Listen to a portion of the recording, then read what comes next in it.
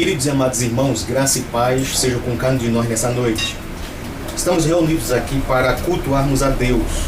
E na ocasião do nosso culto que nós vamos prestar a Deus nesse momento, vamos ter também a ministração da ceia do Senhor.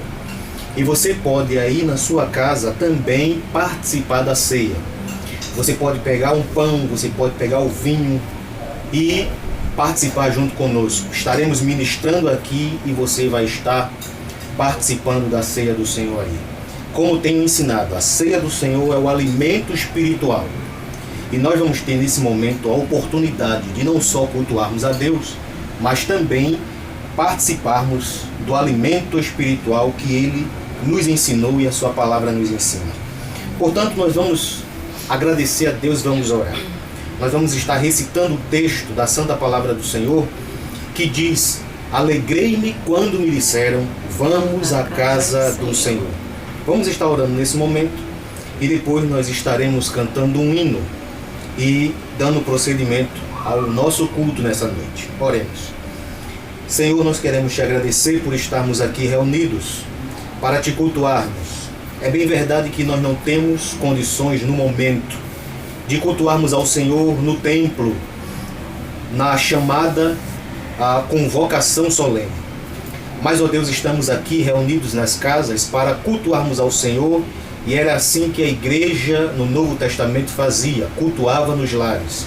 Nós te pedimos, ó Deus, que nesse momento nada impeça de nós apresentarmos esse culto ao Senhor. Que nós possamos te cultuar, ouvir tua voz, cantarmos hinos e, ó Deus, participarmos da ceia do Senhor. Nós te oramos na certeza de que tu estás ouvindo as nossas orações e nos responderá por Cristo, o nosso Senhor. Assim te oramos e já te agradecemos em nome de Jesus. Amém. Amém. Nós vamos estar cantando o hino de número 190 do nosso cantor cristão com a nossa irmã Niedja nesse momento. Graça e paz, irmãos, da parte do Senhor. Amém. Vamos cantar o hino 190 do nosso cantor cristão. E diz: para salvar. Foi o que Jesus, ele fez, né? Veio a este mundo, veio para nos dar salvação. Veio Jesus este mundo, veio para buscar-te a ti. Foi rejeitado por gente hostil, para salvar-te a ti.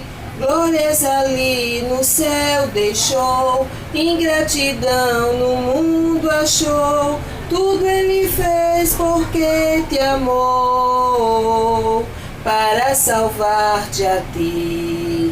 Glória, glória, demos ao Salvador. Glória, glória, por seu tão grande amor. Glória, glória, temos a paz com Deus. Glória, glória, vamos cantar nos céus. O teu castigo Jesus levou para salvar-te a ti. Tudo na cruz ele consumou para remir-te a ti. Que dentre os homens compreendeu todas as dores que sofreu, a condição em que morreu para salvar-te a ti. Glória, glória, demos ao Salvador. Glória, glória, por seu tão grande amor. Glória, glória, temos a paz com Deus. Glória, glória, vamos cantar nos céus. Tudo isto Deus fez em teu favor, para salvar-te a ti. Chama-te agora com terno amor, para perdoar-te a ti. Deve chegar em contrição, tendo certeza do perdão. Cristo te estende a sua mão, para salvar-te a ti. Glória, glória, demos ao Salvador. Glória, glória, glória, por seu tão grande amor. Glória, glória, temos a paz com Deus. Glória, glória, vamos cantar nos céus. Oh, que alegria, que gozo e paz, ter salvação de Deus e nova vida que satisfaz, alma que busca os céus, livre das culpas do pecar, longe da dor e do chorar, tendo certeza de gozar a redenção de Deus. Glória, glória, demos ao Salvador. Glória, glória, por seu tão grande amor. Glória, glória, temos a paz com Deus. Glória, glória, vamos cantar nos céus. Amém. A palavra de Deus nos diz no Salmo de número 19, nós vamos ler os versos de 1 até o 7 da Santa Palavra do Senhor, que nos diz assim: Os céus proclamam a glória de Deus, e o firmamento anuncia a obra de suas mãos. Um dia discursa outro dia, e uma noite revela conhecimento a outra noite. Não há linguagem, nem há palavras, e deles não se ouve nenhum som. No entanto, por toda a terra se faz ouvir a sua voz, e as suas palavras até os confins do mundo. Ai, aí pôs uma tenda para o sol, o qual, como noivo que sai dos seus aposentos, se regozija como herói. A percorrer o seu caminho, principia uma extremidade dos céus, até a outra vai o seu percurso, e nada refoge ao seu calor. A lei do Senhor é perfeita, e restaura a alma. O testemunho do Senhor é fiel, e dá sabedoria aos simples. Que a palavra de Deus seja aplicada em nossa vida, em nossos corações. Nós vamos orar nesse momento uma oração de perdão de pecados. Você aí onde está, você pode orar a Deus, e nós vamos nos curvar diante dele, pedindo perdão pelas nossas falhas, pelos nossos pecados, erros que nós cometemos a cada dia, erros que vai de encontro à palavra de Deus, e nós temos essa oportunidade de nos chegar a Deus, pedir perdão, crendo na certeza de que Ele libera perdão para as nossas falhas. Oremos. Ó Deus, estamos aqui reunidos na Tua presença para Te pedir perdão pelas nossas falhas, pelos nossos erros. Nós, muitas das vezes, erramos, pecamos contra o Senhor, e, ó Deus, estamos aqui para Te pedir que o Senhor libere perdão para cada um de nós, que o Senhor estenda a Tua graça sobre nós. A Tua palavra diz que se nós confessarmos os nossos pecados, Ele é fiel e justo para perdoar os pecados e nos purificar de toda injustiça. Nós Te agradecemos, ó Deus, em nome de Jesus. Amém. Amém. Vamos cantar mais um hino e logo após estaremos meditando no que o texto da palavra do Senhor nos diz.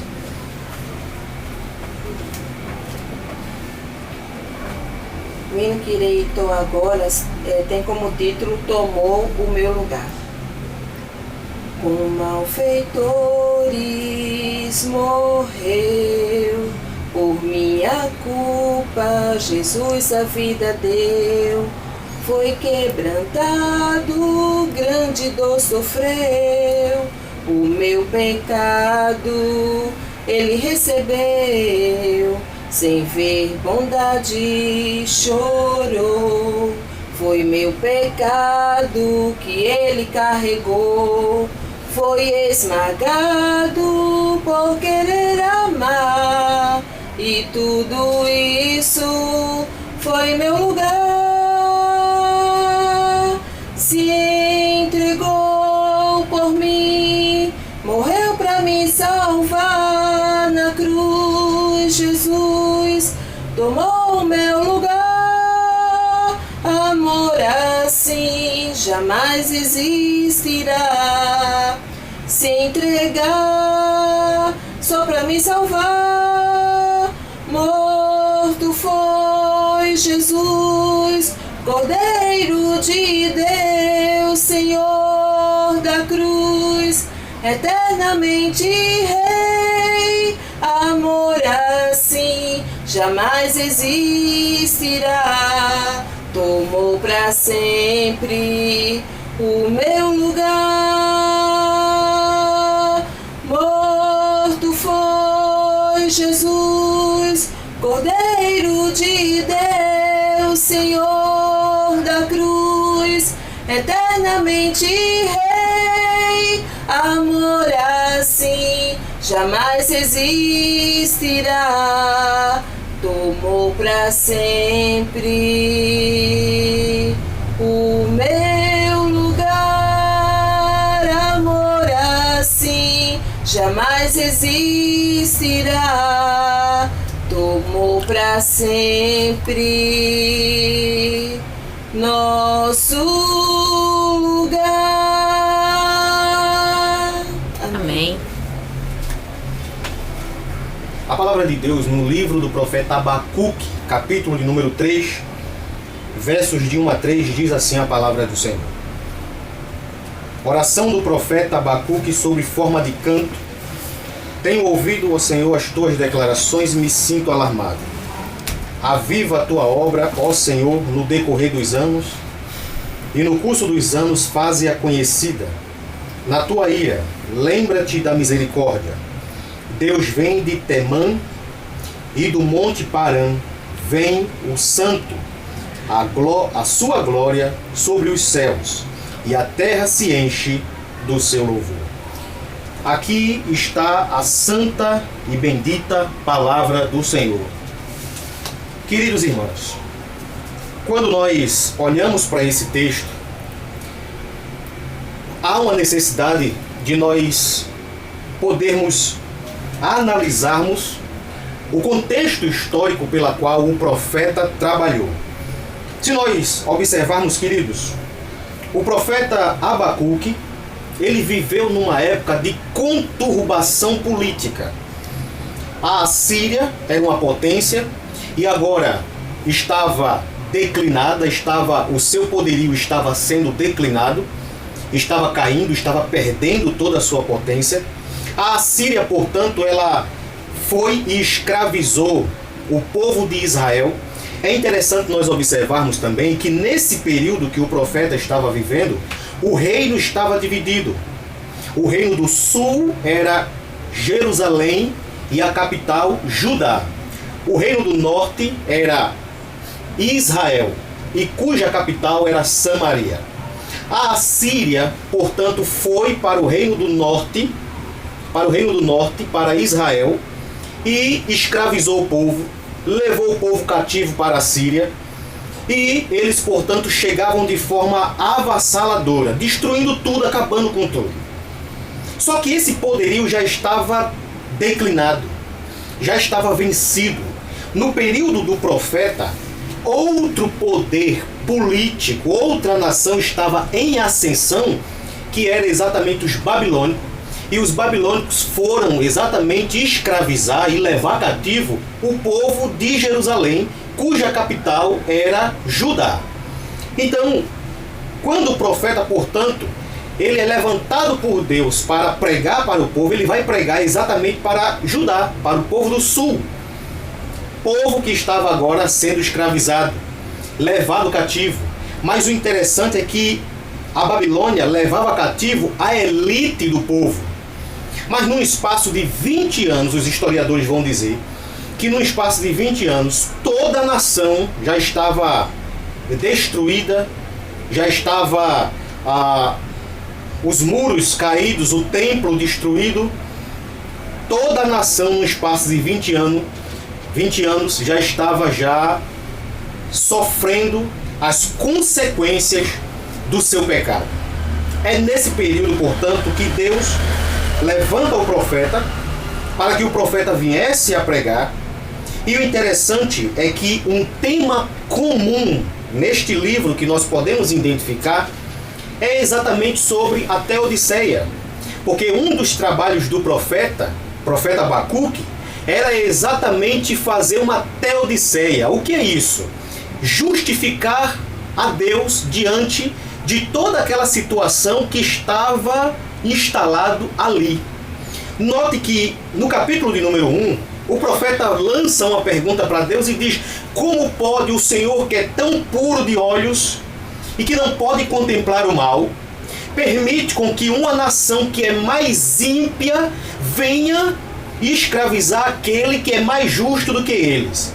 Essa indagação do profeta era por conta da situação terrível e deplorável que o povo da área sul, o povo de Jerusalém, estava enfrentando com a devastação dos babilônicos quando vieram.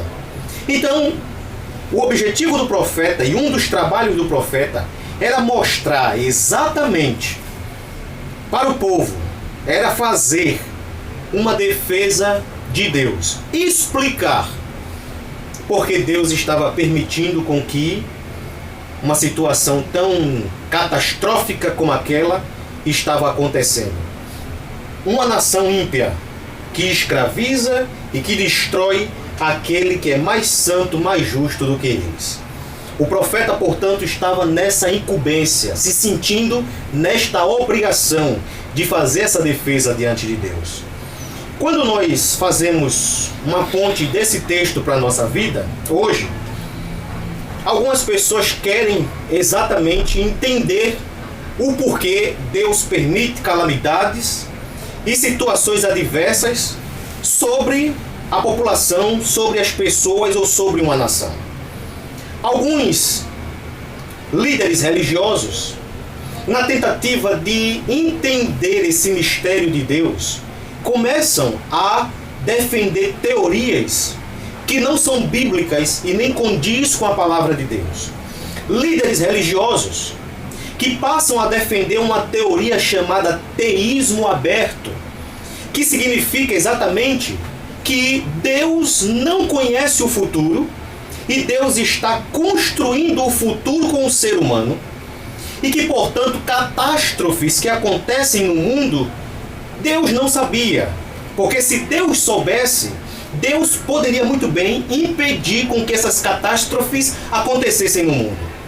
Alguns líderes religiosos, tentando justificar a Deus, entram nessa teoria chamada teísmo aberto.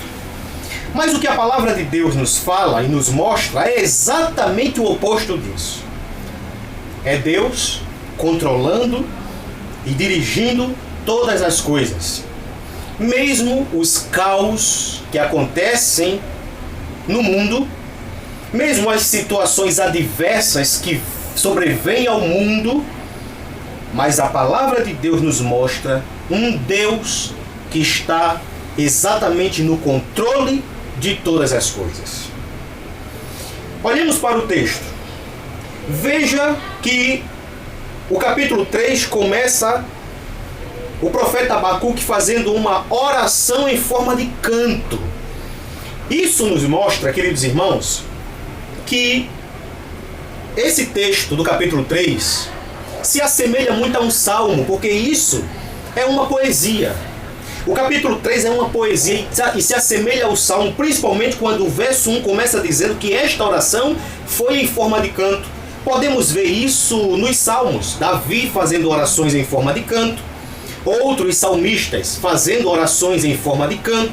Então isso é uma característica, o verso 1 é uma característica que mostra que este capítulo ele se assemelha muito, ele tem características que o identifiquem como uma salmodia, como um salmo, o salmo de Abacuque.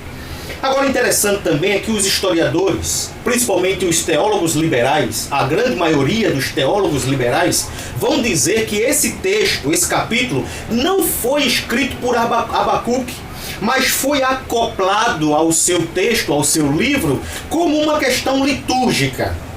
Mas os teólogos conservadores vão exatamente dizer que esse texto, sim, defender a unidade do livro, que esse texto, sim, foi escrito esse capítulo foi escrito sim pelo profeta Abacuque. Interessante que o verso de número 2, o profeta, portanto, começa dizendo que ele ouviu os relatos de Deus. Ele ouviu sobre os feitos do Senhor. E isso trouxe para ele exatamente um temor. Note quando o verso de número 3 vai dizer: tenho ouvido, ó Senhor, as tuas declarações e me sinto alarmado. A palavra declaração aqui no texto original é exatamente: tenho ouvido, ó Senhor, o teu relato, os teus relatos. Ele ouviu os relatos de Deus por alguém pregar, indo para a própria Escritura. Na Escritura está os relatos do Senhor. E exatamente foi isso que ele ouviu, e isso trouxe temor à vida dele. Trouxe uma reverência por Deus. Trouxe um respeito por Deus. Exatamente esse relato que ele ouviu da parte do Senhor. Quando nós olhamos para a Escritura, nós podemos ver claramente os relatos de Deus. Nós podemos ver claramente os feitos do Senhor. E isso, registrado nas Escrituras, deve trazer para nós temor, deve trazer para nós um ar de reverência a Deus, deve trazer para nós um respeito profundo por aquele Deus que, apesar das situações, ele permanece sempre na direção e no controle de todas as coisas. Amém. Agora, a parte B do verso de número 3 vai dizer: aviva, ó Senhor, a tua obra no decorrer dos anos, e no decurso dos anos faze conhecida. Na tua ira lembra-te da misericórdia. Fazendo uma tradução literal do texto, essa partezinha que eu acabei de ler fica: no decorrer dos anos, traze de volta a vida. No texto hebraico original, essa construção, no decorrer dos anos, no decurso dos anos, traze de volta a vida, é o profeta orando a Deus para que Deus traga de volta o povo para a vida. E essa vida aqui é Deus. O profeta está orando para que o próprio Deus traga para ele o seu povo. Foi essa a razão, o distanciamento do seu povo, que fez com que os babilônicos se levantassem contra o povo. Pecado que eles cometeram. A consequência do pecado foi um povo, uma nação vir contra eles. E a oração do profeta aqui é exatamente essa: que Deus traga de volta o seu povo para uma comunhão viva, para uma comunhão profunda, verdadeira, com o Deus eterno, todo-poderoso. Trazer para a vida, trazer de volta o povo a ter comunhão com aquele Deus que é o Deus da vida, com o Deus que é todo-poderoso, com o Deus que doa a vida. É esse Deus que o profeta estava orando para que o próprio Deus trouxesse o povo de volta à sua comunhão, para que aquele cativeiro acabasse, para que aquele domínio exterior de uma nação ímpia acabasse sobre o povo escolhido. O que nós aprendemos é que nós temos que continuamente se voltar para Deus. É que nós temos que continuamente ir até a presença de Deus. Porque se nós escolhermos viver no nosso pecado, nós estaremos amargando as consequências terríveis. E essas consequências só cessarão a partir do momento que nós reconhecemos a nossa pecaminosidade e nos voltarmos com arrependimento para o nosso Deus. Mas o verso de número 3 mostra que Deus é que vem ao encontro do povo. Deus vem para libertar o povo. Veja que no verso número 3 ele diz: Deus vem de Temã. Temã era outro nome para Edom. Ele diz: Deus vem de Temã, de Edom. E do monte Parã vem o santo. Isso aqui, queridos irmãos, é o profeta mostrando que, mesmo diante da situação que o povo estava vivendo, Deus vem ao encontro do povo para libertar o povo daquela situação deplorável. Ele vem de Temã, de Edom. Ele vem de Parã, ou seja, é um lugar, um monte entre Edom e o Monte Sinai. Deus vem, Deus surge para libertar o seu povo, para entrar com providência na vida do seu povo, para intervir em situações adversas pela qual o seu povo possa possivelmente estar dominado ou mergulhado. Deus vem ao encontro do seu povo. Isso mostra que tem coisas em nossa vida que só Deus pode fazer. E é exatamente nos libertar de situações, nos libertar do pecado, nos libertar do domínio do inimigo. Só quem pode fazer isso é Deus. E Ele faz para a glória do nome do Senhor. Agora, no texto do profeta aqui, existe uma palavra que é bem atual hoje. Veja no verso de número 5, profeta Abacuque, capítulo 3, verso 5. Diante dele vem a peste, e a pestilência segue os seus passos. A palavra peste aqui é uma palavra usada para uma praga mortal que vem como castigo.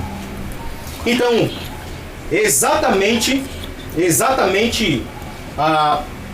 o texto está dizendo que o próprio Deus, em determinados momentos, envia certas pragas para que o povo venha se consertar, para ajustar a vida do povo, para trazer ajuste para a vida do povo. O verso de número 5 mostra: diante dele vem a peste, vem a praga, ou seja, ele envia para exatamente ajustar áreas do povo, em consequência da desobediência do povo. Quando eu falei para os irmãos que é muito pertinente esse verso, se aproxima muito do que nós estamos vivendo, é exatamente porque nós estamos, a grande maioria, com medo do coronavírus. E as autoridades não têm um antídoto, não tem uma solução, mas essa peste é para nos aproximar de Deus e para punir aqueles que são desobedientes. Nesse momento, nós vamos fazer uma oração pelo Brasil. E eu convido a nossa irmã Nédia para orar por isso que está acontecendo no nosso país, para que Deus haja e entre com providência. Amém? Amém. Oremos. Pai de amor, Pai bondoso, Pai querido, te louvamos, ó Deus, e te engrandecemos, porque Tu és grande, Tu és maravilhoso, Tu és tremendo sobre todas as coisas, Senhor, nas nossas vidas. Senhor, em nome de Jesus, diante de Ti te pedimos perdão pelos nossos pecados. A Tua palavra nos diz que se confessarmos, o Senhor vem com a Tua graça sobre nós e nos perdoa. E nessa hora, Deus, diante de Ti te pedimos perdão pelos nossos pecados. E te apresentamos no Teu altar a nação brasileira e a terra, Senhor, como um todo. Senhor, tenha misericórdia de nós, tenha misericórdia desse povo, tenha misericórdia, Senhor, daqueles que estão desobedecendo a Tua palavra, indo de encontro com aquilo que o Senhor deixou para nós, que é a Tua palavra. Senhor, tenha misericórdia, Deus, da nossa nação brasileira, Senhor. Quantos, ó Deus, estão tanto em hospitais como em casa isolados, ó Deus, às vezes até depressivo, não só a doença atinge, mas a depressão também atinge por estar todo mundo em casa, ó Deus, sem poder sair. Senhor, tenha misericórdia de nós, meu Senhor. Tenha misericórdia. Te clamamos, Senhor, que Tu intervenha nessa situação. Que o Senhor mande, ó Deus, a cura. Mande, ó Deus, dos céus, ó Deus, aqueles que mexem, Deus, aqueles que o Senhor dá sabedoria, para que essa praga, essa peste possa, ó Deus, desaparecer do nosso planeta, da nossa terra, Senhor, do nosso Brasil. Tenha misericórdia de nós. Abençoa, Deus, a cada um de nós, que nós possamos nos voltar para Ti, como a Tua palavra foi bem pregada nesta noite. Senhor, que nós possamos, Senhor, diante dessas coisas, nos lembrar mais e mais de Ti e nos curvarmos a obedecer a Tua palavra. Perdão, ó Deus, pelos nossos pecados. Senhor, assim como Moisés foi ali no monte pedir, ó Deus, pelo povo de Israel, nós aqui como igreja estamos intercedendo, ó Deus, para que o Senhor intervenha nessa situação na nossa terra. Senhor, abençoa aqueles que estão desempregados, que não tem mais aonde buscar, Senhor, comida nesta hora. Senhor, tenha misericórdia. Entra com provisão nessas casas, meu Deus, nessas famílias.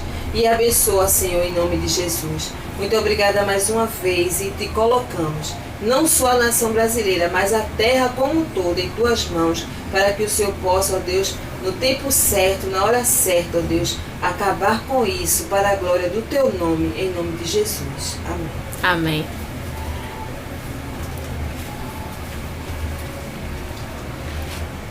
Deus está no controle absoluto de todas as coisas. O verso 5 diz que Ele é quem envia, mas Ele está no domínio. O coronavírus está aí, mas Ele está no domínio absoluto de todas as coisas. O profeta aqui testemunhou isso. O profeta aqui cantou essa verdade. E encerrando a mensagem dessa noite, a palavra de Deus diz, no verso de número 13, Tu sais para livramento do Teu povo, para salvar o Teu ungido. Verso de número 13. Ou seja, Deus, Ele tanto envia a calamidade para ajuste, para conserto, para castigar os rebeldes, mas o povo de Deus, nesta situação, neste cenário, desfruta do salvamento, do livramento do Senhor. Que Deus aplique a Sua palavra em nossas vidas e em nossos corações. E que o nome dEle seja glorificado e que nós possamos a cada dia meditar e crer e confiar de que apesar dos caos, Deus está no controle. Talvez você esteja com medo do coronavírus, mas se você olhar nos evangelhos, peste pior ainda virá sobre o mundo. Talvez você esteja apavorado com o coronavírus, como a mídia, os sistemas de televisão divulgam de forma pavorosa esta situação. Talvez você esteja assim, apavorado. Mas lembre-se que os evangelhos e o Apocalipse descrevem pragas muito piores do que essa que nós estamos vendo. E é nesse momento que nós temos que crer na proteção e na ação do nosso Deus. Que Deus nos abençoe e nos ajude. Nós vamos para a ministração da ceia do Senhor. Como falei, você pode aí na sua casa participar. Se você tem um pedaço de pão, se você tem o vinho, participe. Ministraremos e você aí participará comendo do corpo e bebendo do sangue do Senhor. Nós vamos cantar mais um hino. E enquanto nós estamos cantando, a nossa maneira de estar cantando, nós estaremos preparando e participando da ceia do Senhor. Portanto, cantemos para que nós venhamos nos preparar para participarmos do sacramento, do pão e do vinho.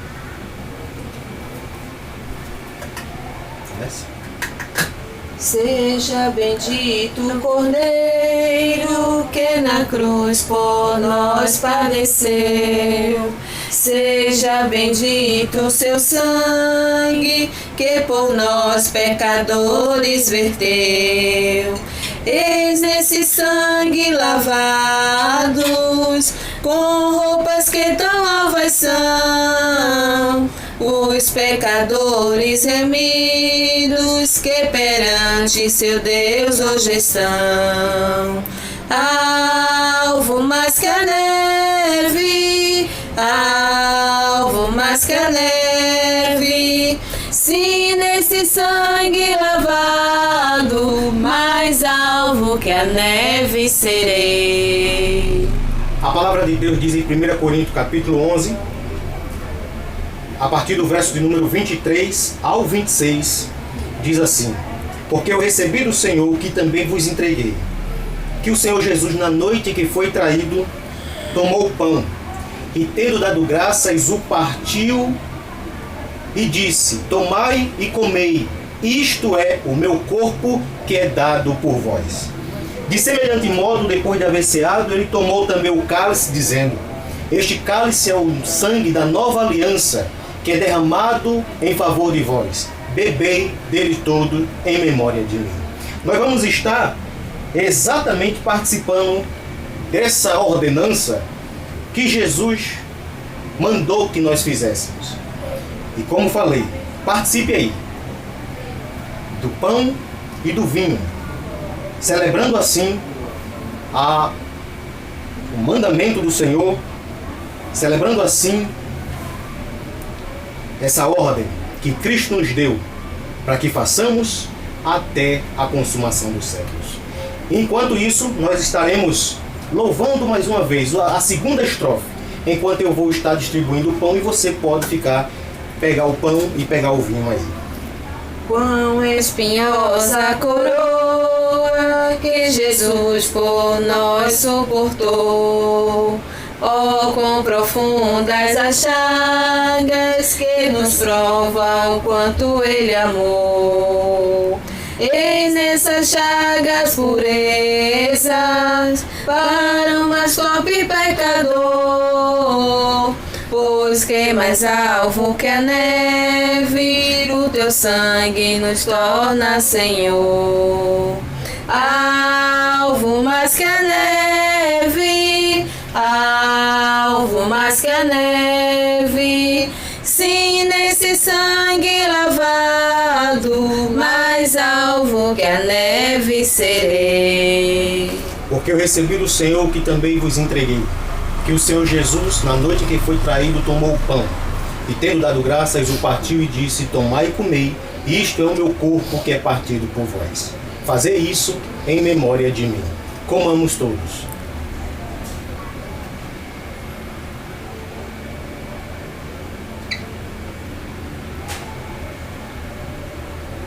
Amém. Amém. De semelhante modo, depois de haver ceado, tomou também o cálice, dizendo: este cálice é a nova aliança no meu sangue. Fazei isso todas as vezes que o beberdes, em memória de mim. Bebamos todos. Amém. Amém. Amém. Louvado seja o nome do Senhor. Pai, te agradecemos por esse pão e por esse vinho, Amém. que representam o corpo e o sangue do Senhor. Que nesse momento, os teus servos que estão em casa possam se reunir conosco nesse momento, em que tu estás presente aqui e estás presente também na casa de cada servo teu. Pai querido, que este pão e este alimento, esta santa Eucaristia, seja alimento espiritual, nutriente espiritual para as nossas vidas, para cada um de nós. Nós te oramos, ó Deus, e desde já te agradecemos em nome do Senhor Jesus, o que vive e que reina, hoje e para todo sempre. Amém. Vamos cantar a terceira estrofe e depois estaremos orando para encerrarmos esse culto nessa noite. Se nós a ti confessarmos e seguimos na tua luz, tu não somente perdoas, purificas também, ó Jesus. Sim, de todo pecado, que maravilha desse amor, pois que mais alvo que a neve, o teu sangue nos torna, Senhor. Alvo mais que a neve, alvo mais que a neve, se nesse sangue lavado, mais alvo que a neve serei. Amém. Louvado seja o nome do Senhor. Que Deus abençoe a sua vida. Você que esteve conosco aqui nesse culto abençoado e maravilhoso, que Deus continue fortalecendo a sua vida. Que esse sacramento seja nutrientes para o seu corpo, para o seu sangue, para a sua vida, para a glória do Senhor. Que amanhã, tudo que viemos fazer, seja feito para a honra e glória do nome do nosso Deus. Deus abençoe a sua vida mais e mais em nome do Senhor Jesus. Senhor, nós queremos te agradecer porque cultuamos ao Senhor e agora estamos finalizando este culto dedicado ao teu nome. E te pedimos, ó Deus, que todos aqueles que estão conosco sejam abençoados, que o Senhor conceda livramento e que o Senhor conceda, ó Deus, uma noite em paz e um sono tranquilo, e que ao longo do dia de amanhã tudo que viemos fazer seja feito para a glória do teu nome. Que a graça do Senhor Jesus, o amor de Deus e a comunhão e consolação do Santo Espírito seja sobre cada um de nós, seja sobre as nossas famílias e seja sobre o teu povo espalhado na face da terra, desde agora e para sempre. Amém. Ide em paz e que Deus continue a te abençoar.